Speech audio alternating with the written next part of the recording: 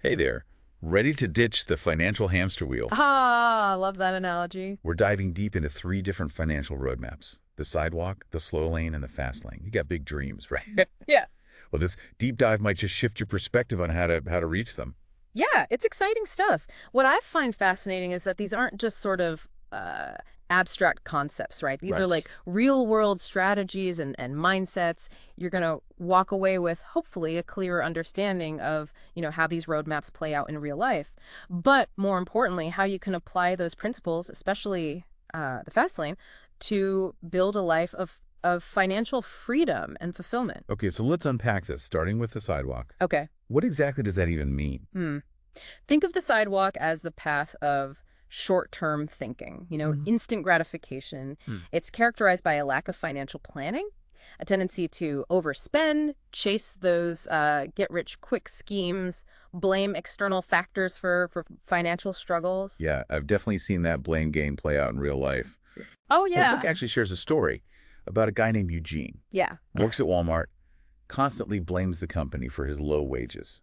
It's that hitchhiker mentality. Yeah. Always waiting for someone else to give them a ride instead of taking control of the wheel. Totally. And that's the danger of the sidewalk, right? You're completely at the mercy of those external forces, recessions, job losses, or unexpected Hmm. expenses. There's no sense of control or agency. So what happens when a sidewalker hits a bump in the road? Say a recession hits. How do they typically react? Often they double down on that blame game, Right? feeling even more victimized by circumstances.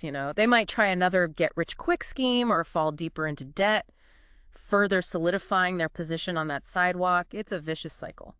Okay, so how do we step off the sidewalk and onto a more stable path? Well, that's where the next roadmap comes in, the Right. slow lane. This is the path that, most of us are familiar with, I think, the world of jobs, saving, and traditional investing. Sounds pretty familiar, right? Work hard, save diligently, invest in your 401k, and hope for the best in retirement. Precisely right.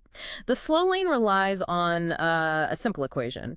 Job intrinsic value equals hourly rate of pay times hours worked. So you're essentially trading your time for money with the hope that compound interest will eventually work its magic.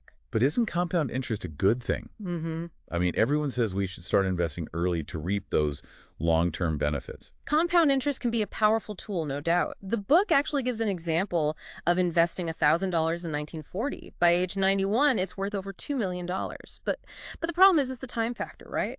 It requires decades of consistent saving and investing. By decades. And most of us don't have decades to wait around, right? Yeah, exactly. Plus, there's this intriguing concept called the paradox of practice. Many financial advisors who preach slow lane principles, right, have actually achieved wealth through means that don't align with their teachings. They might advocate for index funds and frugality, but behind the scenes, they're leveraging fast lane strategies like entrepreneurship and real estate.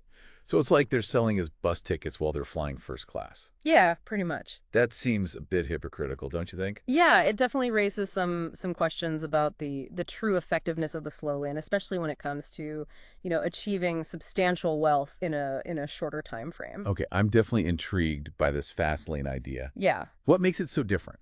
Well, the fast lane is about creating wealth rapidly through entrepreneurship, leverage, and a focus on providing massive value, right? It's about building systems that work for you, not the other way around. So instead of trading time for money, you're building assets that generate income, even when you're not actively working. Exactly right. The book highlights the story of an entrepreneur who sold their company for $32 million. It's a powerful example of what's possible when you identify a need, you create a valuable solution, and you leverage your skills to scale your impact. That's pretty inspiring, but $32 million sounds, Yeah. well, a little out of reach for most people. Well, it's about understanding the wealth acceleration factor, or WAF, right? In the fast lane, you can achieve exponential growth by tapping into the right industries, leveraging technology, and creating those systems that work for you. You're not limited by the slow, steady climb of compound interest. So it's more about building a rocket ship than climbing a mountain. Haha. That's a great analogy. Okay. It requires a shift in mindset from being a consumer to being a producer. It's about constantly analyzing the marketplace, identifying needs, and creating solutions that deliver massive value. Okay, I'm starting to get the bigger picture here. But how do we actually put this fast lane concept into practice? What are the practical steps involved in building a business that can generate that kind of wealth? Well, one of the key concepts in the fast lane is identifying what the book calls money tree seedlings. Okay. These are essentially different business models that can generate passive income and fuel your wealth creation journey. I'm all ears. What are these money tree seedlings all about? There are five main categories: rental systems, computer slash software systems, content systems, distribution systems, and human resource systems. Wow. Each one offers a different approach to building a business that can scale and generate wealth. So it's about finding the right seedling for your skills, interests, and the needs of the market. Exactly. And then it's about nurturing that seedling, right? Building Yeah. a strong foundation and creating a system that works for you. This is all starting to make sense. I'm curious, what are some specific examples of these money tree seedlings in action? Well, think about rental systems, for example, right? These are all about owning assets that generate income, like real estate, equipment rentals, or even intellectual property licensing. You're essentially creating a system that generates that passive income even when you're not actively working. So you're building a machine that prints money while you sleep. Haha, I like the sound of that. What about those who are more tech savvy? That's where computer software systems come in. This could involve developing software applications, building online platforms, or creating digital products that solve a problem or fulfill a need in the marketplace. The book mentions a website monitoring service Uh-huh. that was generating $1 million in revenue every month. That's a pretty incredible example of leveraging technology to build a profitable business. It is, absolutely. And with the rise of the internet and the increasing reliance on technology, the potential for building successful businesses within the seedling category is enormous. Okay, so we've got rental systems and computer systems. What about those of us who are passionate about sharing knowledge and expertise? That's where content systems come in, right? Yeah. This is all about creating and distributing valuable information that people are willing to pay for, like writing books, creating online courses, or developing informative websites that attract a loyal audience. So it's about packaging your knowledge and expertise into a product or service that solves a need and generates income. Exactly. And the beauty of content systems is their scalability, right? You can create a piece of content once and sell it to millions of people without having to reinvent the wheel each time. It's like printing money, but with words. Uh-huh, yeah. And with the rise of, online platforms like blogs, social media, and ebooks, the opportunities for building successful content systems have just exploded in recent years. Okay, so this brings us to distribution systems, right? Mm-hmm. What are those all about? Distribution systems are all about connecting products or services with customers. Mm-hmm. Think of companies like Amazon, right? Or even traditional retail chains like Walmart. They've built these massive distribution networks that allow them to reach millions of customers and generate billions in revenue. So it's about having the infrastructure and the logistical expertise to get those products and services into the hands of those who need them. Exactly. And as the world becomes increasingly interconnected, the importance of having a strong distribution system will only continue to grow. And last but not least, we have human resource systems. What are those all about? Human resource systems are all about leveraging the power of people to create and deliver value. This can involve hiring employees, contracting with freelancers, or even building a network of partners who can help you reach a wider audience. Think of companies like Apple or Google, right? Mm-hmm. Their success is largely due to the talent and dedication of their employees. Absolutely. And while human resource systems can be more complex to manage than other seedlings, they also have the potential to generate significant value and accelerate wealth creation. Okay, so we've covered the three roadmaps: the sidewalk, the slow lane, and the fast lane. And we've even delved into these 5 money tree seedlings that can fuel a fast lane business. That's a lot to take in. It is a lot to process, but we've only just scratched the surface of the fast lane, really. There's so much more to explore when it comes to the specific strategies and principles that can help you build a successful business and create a life of financial freedom. Well, you've definitely piqued my curiosity. Good. I'm ready to dive deeper into the practical side of things. What are some of those strategies and principles that can help us make this fast lane dream a reality? Well, we'll get into those right after a quick break. Stay tuned. Welcome back. Let's shift gears now and explore some of the practical strategies and principles that can help you build a successful fast lane business. Okay, I'm ready to get tactical. Where do we start? All right. The book lays out what it calls the 5 commandments of the fast lane, Okay. which are essentially, guiding principles for maximizing your chances of success in this fast lane journey. Think of them as your roadmap to navigate the entrepreneurial world. Okay. So let's break down these commandments. What's the first one? The first commandment is the commandment of need. It's all about building a business that solves a real problem or fulfills an unmet need in the marketplace. We touched on this a little bit earlier with the producer versus consumer mindset, right? Yeah. It's about shifting your focus from what you want, what the world needs. Exactly. It's about, identifying a pain point that people are struggling with and creating a solution that provides real value. If you can do that, you're already on the right track. So it's not just about making money for the sake of making money. Right. It's about creating something that genuinely helps people and makes their lives better. Precisely. And this is where the commandment of entry comes into play.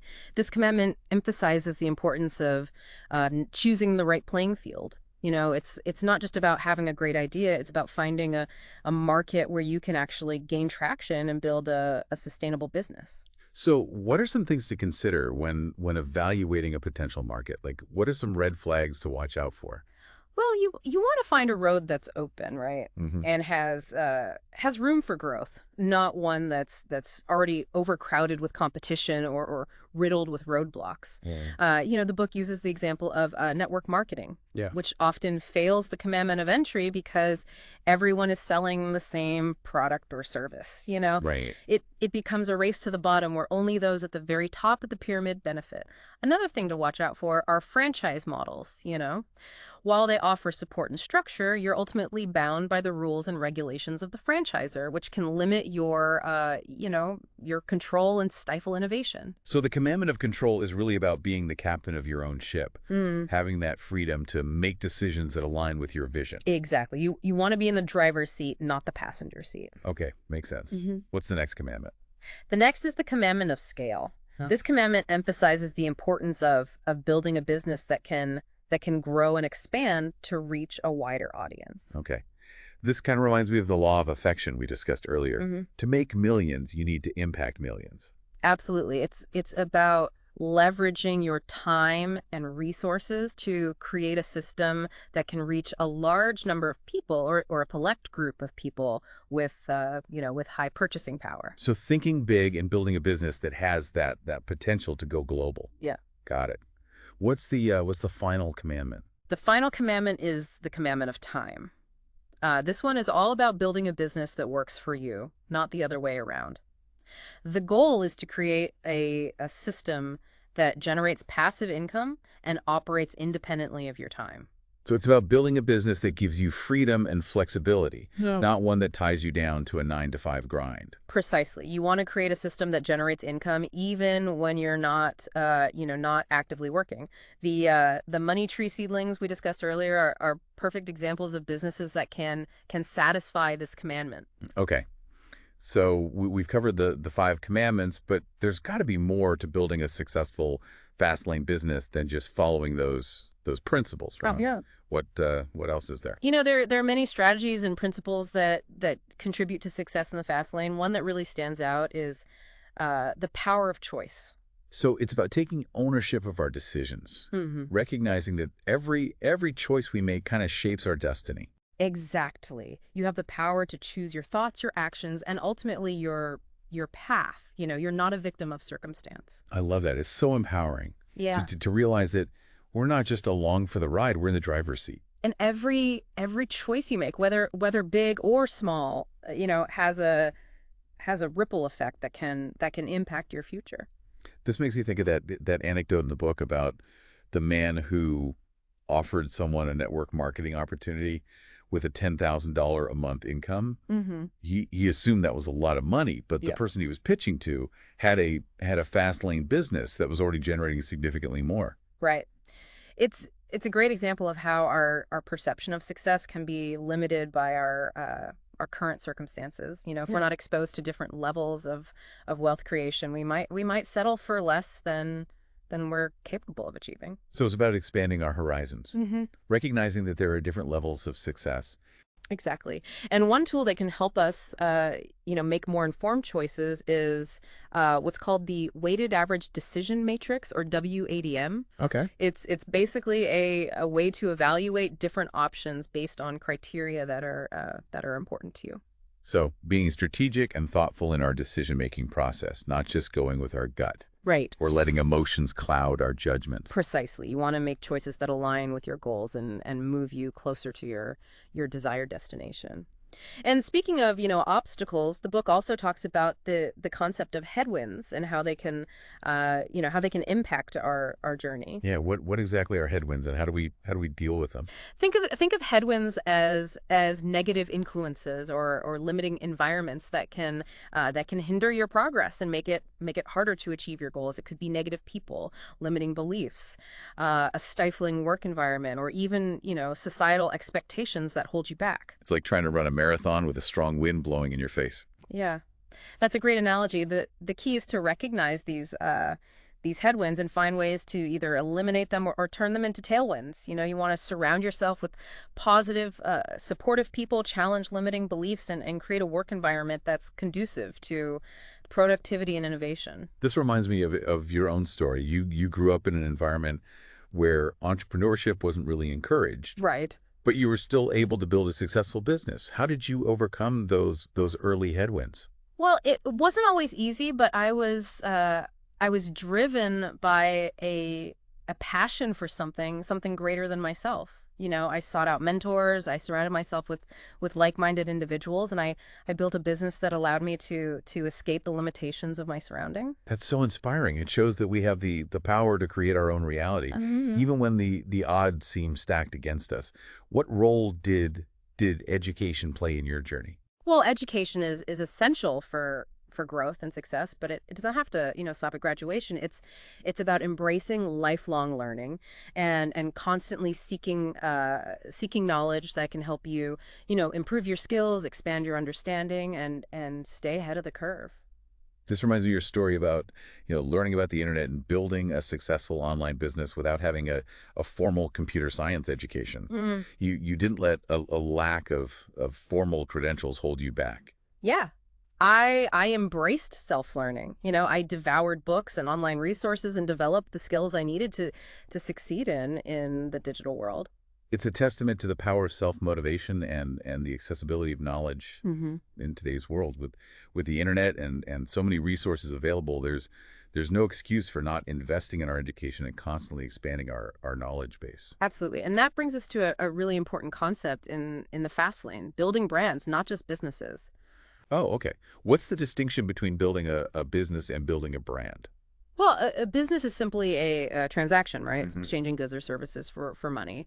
A brand, on the other hand, is an experience. It's about creating an emotional connection with your customers and building a reputation that stands for something. Think of companies like Apple or Nike or Starbucks. Hmm. They're not just selling products; they're selling lifestyle and aspirational identity. Exactly. They've built brands that resonate with people on a deeper level and inspire, loyalty and advocacy. So how do you build a strong brand? What are some of the key ingredients? Well, it starts with developing a unique selling proposition, or USP. It's essentially what makes your brand different and why customers should choose you over the competition. It's your elevator pitch, the Yeah. one-liner that captures the essence of your brand and its value proposition. So once you have a strong USP, what's next? Well, you need to communicate it effectively through your marketing and branding efforts, right? Right. This is where things like storytelling, emotional branding, and creating a memorable customer experience come into play. So it's about creating a brand that people connect with emotionally, a brand that stands out from the noise and makes a lasting impression. It's about building a brand that people love and trust and want to be a part of. Exactly. And finally, we can't talk about, the fast lane without emphasizing the importance of focus. I have a feeling this is something that trips up a lot of entrepreneurs, especially in those early stages when there's so many shiny objects vying for their attention. It's a common pitfall. It's often referred to as the Teckle syndrome, right? Yeah. It's the tendency to constantly jump from one opportunity to the next without fully committing to any one path. It's like trying to juggle too many balls. Yeah. You might be able to keep them in the air for a little while, but eventually you're going to drop them all. Exactly. In the fast lane, focus is essential for success. You need to choose your road and commit to it fully. It's about saying no to distractions and opportunities that don't align with your vision and being monogamous to your business until you achieve success. Wow. We've covered a lot of ground here, from the five commandments to the power of choice, the importance of education and building a strong brand. It's clear that there's a lot more to the fast lane than just picking a business idea and hoping for the best. It's about cultivating the right mindset, developing the right skills, and making smart choices that align with your goals and values. But it's not all theory and mindset, right? Yeah. There's also the practical side of identifying and exploiting opportunities, the art of finding those open roads that lead to rapid wealth creation. That's right, and that's what we'll delve into next. Okay, I'm ready to hear all about it. Let's do this. All right, so let's talk about those open roads, those fast lane opportunities. Okay. Where do they even hide? Well, they're often right in front of us, actually. Disguised as everyday problems, inconveniences, or unmet needs. So it's about looking at the world with those entrepreneurial eyes, right? Seeing potential where others might just see obstacles. Precisely.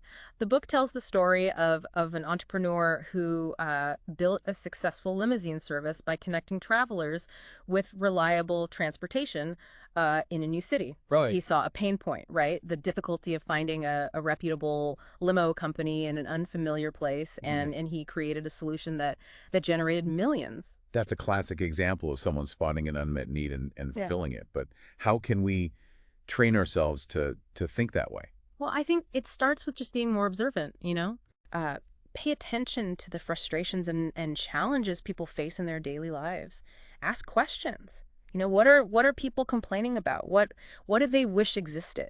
It makes me think about, my own frustration with canker sores. Uh-huh.